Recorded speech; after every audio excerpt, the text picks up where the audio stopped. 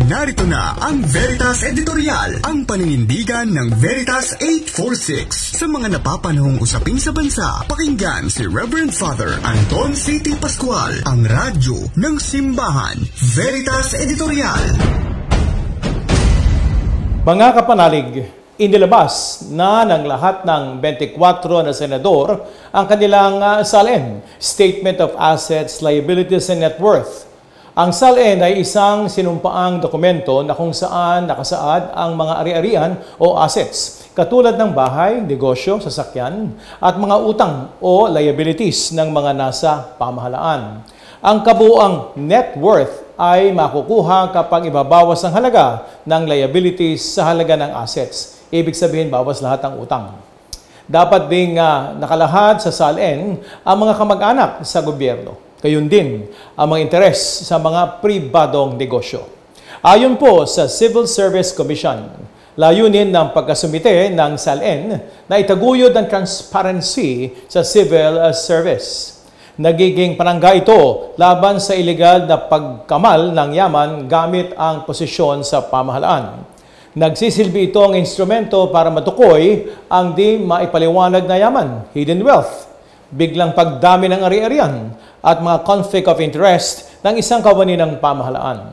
Noong 2020, nilimitahan ni dating Ombudsman Samuel Martires ang pagkasapubliko ng SALN. Kailangan daw munang may notarized legal letter of authority mula sa opisyal bago ilabas ang dokumento. Kaya dahil dito, halos imposibleng makuha ng publiko at ng media ang mga kopya ng SALN.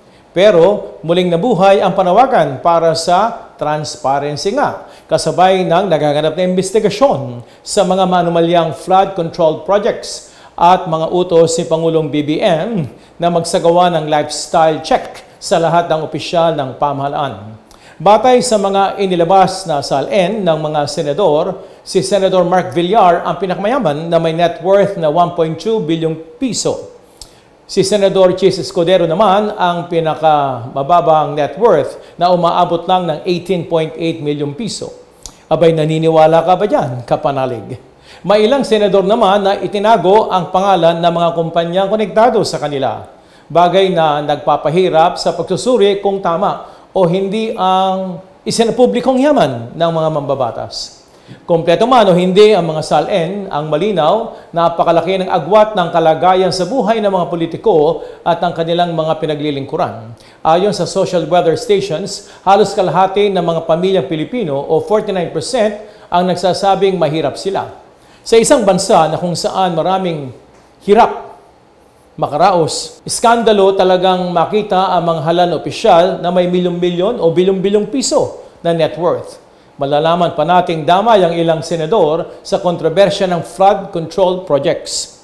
Inirekomenda nga noong isang linggo ng Independent Commission for Infrastructure o ICI sa Office of Ombudsman na sampahan na ng kasong plunder sina Senador Joel Villanueva at Senador Jinggoy Estrada. Ayon ba kayo dyan, kapanalig? Sa mga nangyayari ngayon, kailangan patunayan ng gobyerno na karapat-dapat itong pagkatiwalaan ng taong bayan. Ayon nga kay Gabriela Representative Sara Elago, dapat maging mas proactive ang mga opisyal ng gobyerno, lalo na ang presidente at vice-presidente sa paglalabas ng kanilang SALN. Sinasabi nga sa Kawikaan GIS 9, ang namumuhay ng tapat ay pinaghaharian ng kapayapaan, ngunit ang mga likong landas ay malalantad balang araw. Dapat itong magsilbing gabay sa mga pinuno na sa kanilang katapatan nakasalalay ang tiwala ng taong bayan. Kapanalig, public service is a public trust. Sinasabi pa sa mga panlipo ng turo ng Santa Iglesia o Catholic social teaching na napoprotektuhan ang mga tiwali kapag walang transparency at kapag ang mga ginagawa ng pamahalaan ay hindi tunay na nakabatay sa batas at katarungan. Kaya tayo rin sa simbahan ay kasama sa panawagang patatagin ang mga mekanismo ng pananagutan sa ating pamahalaan. Kasama na rito ang pag-asa publiko sa yaman ng mga ihinilal natin. Kaya kapanalig, ang landas tungo sa tunay na transparency sa gobyerno ay hindi dapat matapos sa paglalabas lang ng mga SALN. Kung walang pagsusuri at pagbabantay ng publiko, mananatiling laganap ang katiwalian at kasinungalingan.